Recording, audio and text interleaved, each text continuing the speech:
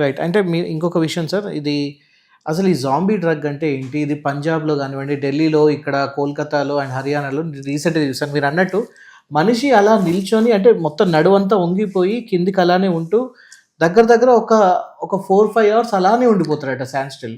4, 5 hours కానీ కొంతకాలం 4, 5 hours అని చెప్పలేము, 1 అవరో హాఫ్ అన్ అవరో ఉండిపోతారు. అది ఆ డ్రగ్ ప్రభావం. సో ఆ ప్రభావంతో స్టాండ్ స్టిల్గా ఉండిపోతారు అని. ఓకే. బట్ ఎక్కువ లేదు, మన భారతదేశంలో చాలా చాలా తక్కువ ఉంది. చాలా అసలు వేళ్లపైన లెక్క పెట్టుకోవచ్చు ఇట్లాంటి ఇన్సిడెంట్సెస్. ఓకే.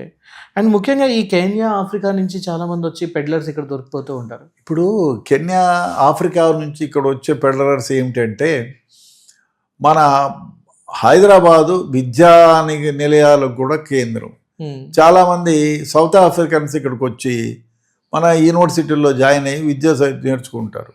వీళ్ళు అక్కడ అలవాటు పడి ఉంటే ఇక్కడ గోవా నుంచో ఇక్కడ నుంచో వీళ్ళ అవసరాల కోసం డ్రగ్స్ చిన్నగా తెచ్చుకోవడం, వాళ్ళకి తెలిసిన వాళ్ళకి అమ్మడం చేయడం చేస్తారు. ఇక్కడ ఎడ్యుకేషన్ అయిపోయిన తర్వాత వీసా అయిపోతుంది. మన దగ్గర వీసా అయిపోయినా ఇక్కడే ఉండిపోతారు. ఇప్పుడు వాళ్ళు యాక్చువల్గా వీసా, ఇప్పుడు అక్కడి నుంచి వచ్చిన వాళ్ళకి వీసా అయిపోతే ఏదో ఒక పర్మనెంట్ అడ్రస్ ఇవ్వాలి. అడ్రస్ ఇస్తే అది వాళ్ళ పాస్పోర్ట్ ఉంటుంది, అడ్రస్ ఇవ్వాలి. దానికి ఎస్బీ డిపార్ట్మెంట్ స్పెషల్ బ్రాంచ్ వాళ్ళు వచ్చి చెక్ చేసి వీసా అయిపోతే ఆయన డిపోర్ట్ చేయాలి.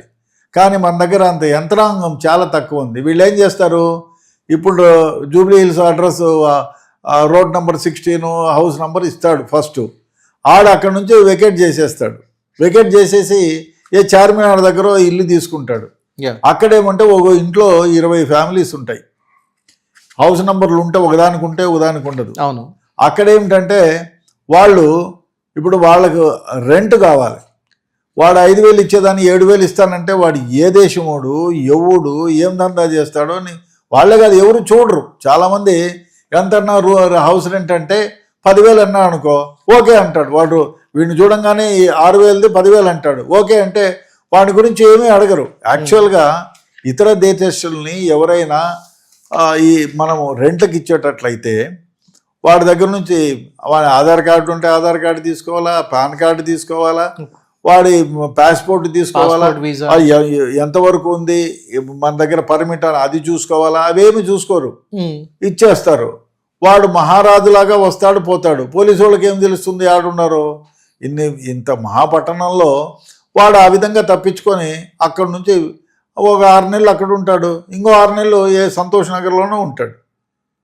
సో వాళ్ళని చెక్ చేసేదానికి వీలు లేకుండా పోతుంది.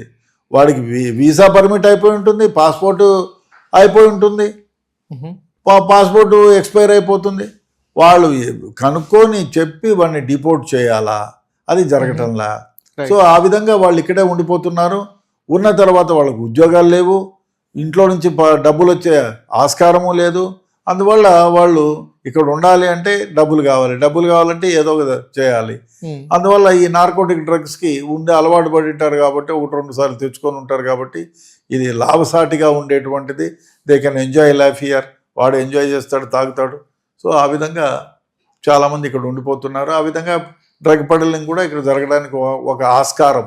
Right sir. ఓకే. అయితే ఇప్పుడు కొన్ని మిత్ వర్సెస్ రియాలిటీ ఒకసారి మిమ్మల్ని ప్రశ్నలు కొన్ని అడుగుతాను సార్. ఇప్పుడు చాలామంది దీని గురించి డిస్కషన్ చేస్తూ ఉంటారు, ముఖ్యంగా మ్యారిజోనా, వీడ్ గురించి, అదే గంజాయి చాలా మంచిది, దానివల్ల హెల్త్ బెనిఫిట్స్ చాలా ఉంటుంది, ఫోకస్ బాగా పెరుగుతుంది. ఓపియం కూడా మంచిది, చాలామంది క్యాన్సర్ పేషెంట్స్కి వాడతారు, ట్రీట్మెంట్స్లలో వాడతారు, గవర్నమెంట్ కావాలంటే దీన్ని దాచిపెడుతుంది అని చెప్పేసి ఏదేదో కొంతమంది మాట్లాడతారు. ఎంతవరకు నిజం అంటారు? ఒక నిజం ఏమిటంటే ఎక్సైజ్ డిపార్ట్మెంట్ కూడా ఓపియంని అమ్ముతుంది. ఇది నిజం. ఓకే.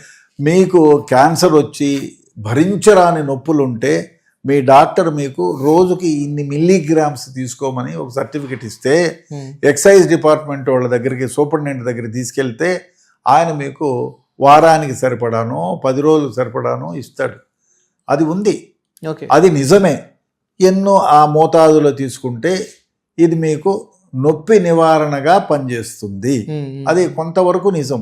అదే కాకుండా మీరు చెప్పినట్టు సెక్షువల్ స్టిమ్యులెంట్ కూడా చాలా తక్కువ మోత. కానీ ఇప్పుడు ముందుకలా ఇప్పుడంటే కాదన్నారు, ముందు సారాయి 30 అదే బ్రాందీ విస్కీ ఏదన్నా 30 ml తాగితే హార్ట్ అటాక్స్ రావు, అది హెల్త్కి మంచిది, సుఖ నిద్ర పడుతుంది అని అన్నారు. ఎవరు 30 ml తాగేసి ఊరికే ఉంటారా? ఉండరు. అది ఎక్కువ 30 కాదు, మళ్ళీ దాని పక్కన 2 సున్నాలు చుట్టాలి. సో అది కాదు, ఎవరికి వీలు కాదు.